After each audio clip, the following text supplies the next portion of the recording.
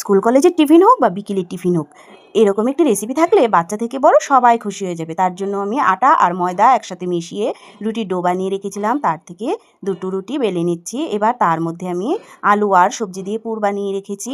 আলু আর সবজির পুর এরকমভাবে করে 3 ভাগ করে দিয়ে দিচ্ছি। তার মধ্যে একটা সেদ্ধ ডিম 3 টুকরো করে নিয়েছি, এটাকে দিয়ে দিলাম। এবার এটার উপর দিয়ে আরেকটা রুটি দিয়ে দিচ্ছি। এবার সাইডটাকে এভাবে করে মুড়ে দিয়ে একটা গ্লাস নিয়ে এটাকে কেটে নিচ্ছি। এরকমভাবে করে কেটে নিয়ে উপরটাকে উঠিয়ে নিয়ে এটাকে হাত দিয়ে একটু প্রেস করে দেব, যাতে এটা বাইরে বেরিয়ে নেওয়া যায় ভাজার সময়। এভাবে করে সবগুলো বানিয়ে চুলায় কড়াই বসিয়ে তার মধ্যে সামান্য তেল দিয়ে দিলাম। তেলের মধ্যে এবার এগুলোকে দিয়ে ভেজে নেব উল্টে পাল্টে। আমি যে আলু আর সবজির পুরটা বানিয়েছি তার রেসিপিটা রিলেটেড ভিডিওতে ক্লিক করে আপনারা চাইলে দেখে নিতে পারেন। এভাবে উল্টে পাল্টে ভেজে নিলেই রেডি আজকের রেসিপি।